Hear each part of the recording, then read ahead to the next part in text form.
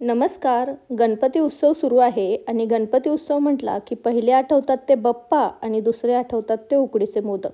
पण उकडीचे मोदक बनवायला खूप जणांना खूप कष्ट आहेत असे वाटतात. तर उकड कशी शिजवायची, ती मऊसूद कशी बनवायची, उकडीचे मोदक चिरले जातात, उकड व्यवस्थित शिजली जात नाही, ती किती वेळ शिजवायची, उकडीचे मोदक काही वेळानंतर वातड होतात, कुणाकुणाला कळ्याच पाडता येत नाहीत उकडीच्या मोदकाच्या, असे खूप सारे प्रॉब्लेम्स असतात. त्यामुळे उकडीचे मोदक बनवायचे म्हटले की भरपूर स्त्रिया काचकूच करतात किंवा नको म्हणतात.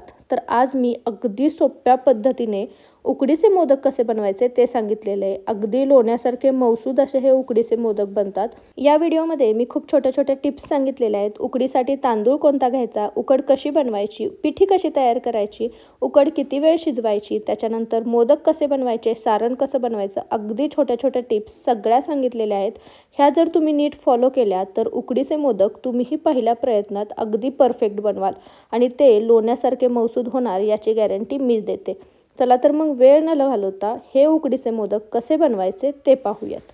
तर मोदक बनवण्यासाठी आधी आपण सारण बनवून घेणार आहोत, कारण सारण पुन्हा थंडही करावं लागतं. तर इथे मी जाडबुडाची एक कढई घेतली आहे. यामध्ये 1 चमचा तूप घेतलेलं आहे. तूप व्यवस्थित वितळलं की इथे आता 1 वाटी भरून मी ओल्या नारळाचा चव किंवा किस घेतलेला आहे. मी हा नारळ छान खिसून घेतलेला होता. याचा पाठीचा जो काळा भाग आहे तो काढून घेतलेला आहे. आता हा नारळ आपल्याला 2 ते 3 मिनटं तुपावरती छान परतून घ्यायचा आहे आणि यामधलं जे मॉइश्चर आहे ते पूर्ण निघून गेलं पाहिजे. नारळ छान थोडासा कोरडा झाला पाहिजे. यामुळे काय होतं, सारण जास्त वेळ टिकून राहायला मदत होते. तर नारळ छान परतून झाला आहे. आता यामध्ये आपण गुळाची पावडर किंवा गुळाचा किस घालणार आहोत. तर जेवढा आपण नारळाचा किस घेतला त्याच्या निम्मा गूळ घेणार आहोत.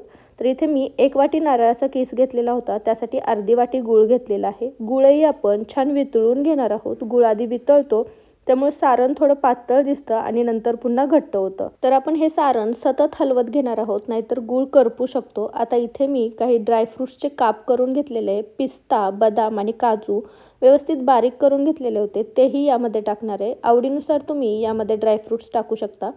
सोबतच मी इथे वेलची पूड टाकत आहे. यामध्ये जायफळाची पूड टाकली तरीही चालेल. मी इथे फक्त वेलची पूडचा वापर केलेला आहे. आता हे सारण तुम्ही पाहू शकता थोडंसं छान घट्टसर व्हायला लागलेलं आहे. तर आपलं सारण छान तयार झालेलं आहे. गॅसची फ्लेम बंद करणार आहोत आणि हे थंड करायला साईडला ठेवणार आहोत. आता आपलं सारण तयार झालं आहे, तर आता उकडीची तयारी करूयात. तर इथे मी 1 वाटी तांदळाची पिठी घेतलेली आहे. आता ही तांदळाची पिठी बनवताना आपण जो तांदूळ असतो तो व्यवस्थित स्वच्छ धुवून घेतलेला आहे आणि सावलीमध्ये सुकवून घ्यायचा. आता यासाठी तांदूळ कोणता वापरायचा, तर तुम्ही बासमती तांदूळही वापरू शकता. पण बासमती तांदळाची पिठी जी आहे ती उकडल्यानंतर थोडीशी ड्राय होते. तुम्ही इंद्रायणी तांदूळही घेऊ शकता, पण इंद्रायणी तांदळाची पिठी जी आहे ती थोडीशी नंतर चिकट होते, चिवट होते, कारण इंद्रायणी तांदळाचा स्वतःचा गुणधर्मच आहे की तो चिकट असतो. मग पिठीसाठी चांगला तांदूळ कोणता, तर आंबेमोहोर तांदूळ. आंबेमोहोर तांदळाचा सुगंधही खूप छान असतो आणि हा तांदूळ मस्त पिठी तयार केल्यानंतर पिठी याची मऊसूद बनते. त्यामुळे आंबेमोहोर तांदूळ मी इथे घेतलेला होता. स्वच्छ धुवून घेतला 2 ते 3 पाण्याने. छान घरामध्येच फॅन खाली 1-2 तास व्यवस्थित सुकवून घेतला. आता हा व्यवस्थित सुकवून घेतल्यानंतर हा आपण गिरणीवरती दळून आणणार आहोत. छोट्या ज्या गिऱ्या नसतात, ज्या छोट्या चक्क्या असतात त्यावरून दळून आणायचं, नाहीतर मग मोठ्या गिरणीत तुम्ही टाकलं तर ते कुठल्या पिठावरती टाकतायत ते माहीत नाही. कधी चुकून बाजरीच्या पिठावरती टाकलं तर तांदळाची पिठी काळी होण्याची शक्यता असते. त्यामुळे शक्यतो छोट्या गिरणीमधूनच हे दळून आणायचं, किंवा तुम्ही घरातल्या मिक्सरवरतीही हे बारीक करून घेऊ शकता. व्यवस्थित बारीक करून घ्यायचं आणि नंतर छोट्या बारीक होलच्या चाळणीने किंवा सुजीच्या चाळणीने व्यवस्थित चाळून घ्यायचं.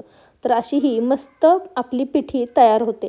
तर ही तांदळाची पिठी आता बाजारामध्ये सहज उपलब्ध होते. तुम्ही मोदकाचं पीठ मागितलं तरी मोदकाच्या पिठीच्या नावाने ही तांदळाची पिठी सहज मिळते. तर तुम्ही बाजारातूनही ही पिठी विकत आणू शकता. तर अशी ही पिठी तुम्ही विकत आणू शकता किंवा घरी बनवू शकता. तर ही मी घरी बनवून घेतलेली आहे. ती 1 वाटी घेतली. आता 1 वाटी पिठीसाठी आपण अर्धी वाटी पाणी आणि अर्धी वाटी दूध इथे छान गरम करायला ठेवणार आहोत. तुम्ही दुधाच्या ऐवजी 1 वाटी पाण्याचाही वापर करू शकता, पण दुधामुळे आपली उकड जी आहे ती छान मऊसूद व्हायला मदत होते. त्यामुळे आपण इथे दुधाचा वापर केला आहे. आता गॅसची फ्लेम थोडीशी आपण हाय ठेवली आणि याला छान एक उकळी आणून दिली.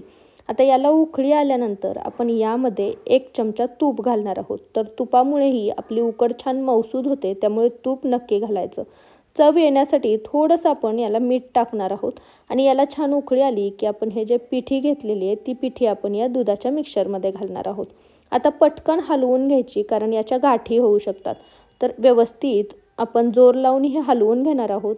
तुम्ही पाहू शकता पिठीने पटकन हे सगळं पाणी शोषून घेतलं, त्यामुळे ही पटापट छान हलवून घ्यायची। 1-2 ते 3 मिनटं ही व्यवस्थित आपण सगळी मिक्स करून घेणार आहोत। ही व्यवस्थित मिक्स झाल्यानंतर आपण याची उकड काढणार आहोत। तर तुम्ही पाहू शकता ही छान मिक्स झाली आहे। आता गॅसची फ्लेम बंद करायची, यावरती झाकण ठेवायचं आणि 15 मिनटं ही अशीच झाकून ठेवायची। आता 15 मिनटं उकड आपण छान वाफवून घेतलेली आहे। आता ही उकड आपण एखाद्या मोठ्या ताटामध्ये किंवा परातीमध्ये काढून घेणार आहोत। तर इथे मी छोटं ताट घेतलेलं आहे, कारण आपली तांदळाची पिठी जी आहे ती कमी आहे। आता एखादा पोटॅटो मॅशर किंवा पावभाजीचा जो मॅशर असतो तो घ्यायचा, याला छान तूप लावणार आहोत आणि ही उकड आपण अशी मॅश करून घेणार आहोत, कारण ती थोडीशी गरम असते, हाताला चटके बसण्याची शक्यता असते। तुमच्याकडे असे मॅशर नसतील तर तुम्ही फुलपात्राचा किंवा एखाद्या तांब्याचा वापर केला तरीही चालेल। ही उकड व्यवस्थित आपण मळून घेणार आहोत। सगळ्या बाजूनी ही उकड छान मळून घ्यायची। तर आता उकड छान थोडीशी कोमट झालेली आहे, हातानेही आपण मळू शकतो। तर आता हाताने आपण ही उकड व्यवस्थित मळून घेणार आहोत। अगदी भाकरीचं पीठ आपण कसं मळतो तशी ही उकड मळून घ्यायची आहे। उकड जेवढी छान तुम्ही मळाल तेवढे मोदक सुंदर होतात, तेवढे मोदक मऊसूद होतात आणि जास्त वेळ मऊसूद राहतात। त्यामुळे उकड छान 5 ते 7 मिनटं आपण मळून घेतलेली आहे। आता उकड व्यवस्थित मळली गेली आहे का हे पाहण्यासाठी ही उकड जी मळली आहे त्यातला एक गोळा काढायचा आणि छान गोल करून घ्यायचा। याला जर क्रॅक जात नसतील तर आपली उकड छान मऊसूद मळली गेली आहे। तुम्ही पाहू शकता गोळ्याला अजिबातही क्रॅक गेलेले नाही आहेत। आता यावरतीही आपण थोडंसं तूप घालणार आहोत आणि ही उकड पुन्हा एकदा छान मळून घेणार आहोत, त्यामुळे ती छान मऊसूद होईल आणि हातालाही चिटकणार नाही। तर आता उकडही आपली तयार झाली आहे। तर आपण आता मोदकांची तयारी करूयात। तर मी असा हा मोदकाचा एक साचा घेतलेला आहे। आज आपण मोदक छान साच्यामध्ये करणार आहोत, कारण तुम्ही नवशिके असाल तर मोदकाच्या कळ्या तुम्हाला पटकन पाडता येत नाही, त्यामुळे आपण साच्याचा वापर करणार आहोत। याला मी आतून तूप लावून घेतलेलं आहे आणि एक छोटासा गोळा घेतलेला आहे। आता माझा मोदकाचा साचा मोठा आहे, त्यामुळे मी गोळ्याचा आकार थोडासा जास्त मोठा घेतलेला आहे। आता बोटाला तूप लावून घ्यायचं आणि व्हिडिओत दाखवल्याप्रमाणे मोदकाची जी उकड आहे ती साच्याला अशी छान दाबून घ्यायची, त्यामुळे साच्याच्या आकारानुसार आपल्या मोदकाला छान कळ्या पडतात। तर व्यवस्थित सगळ्या बाजूंनी दाबून घेतली की यामध्ये आपण सारण भरणार आहोत। तर भरपूर सारण भरणार आहोत आणि त्यानंतर आपण जी पिठी आहे ती थोडीशी खालच्या बाजूनेही तळाच्या बाजूने व्यवस्थित लावून घेणार आहोत।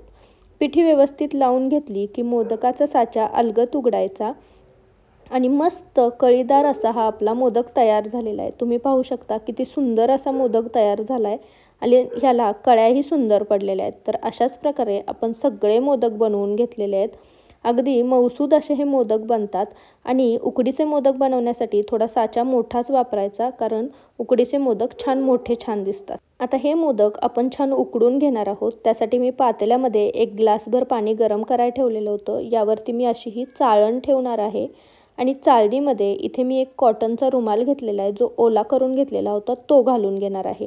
आता मोदक उकडण्यासाठी तुमच्याकडे स्टीमर असेल तर तुम्ही त्याचा वापर करू शकता।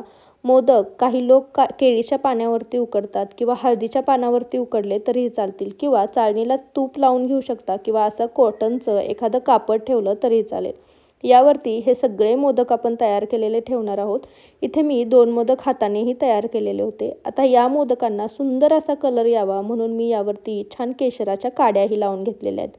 आता यावरती झाकण ठेवायचं आणि लो फ्लेमवरती हे छान 15 ते 20 मिनिटं उकडून घ्यायचे।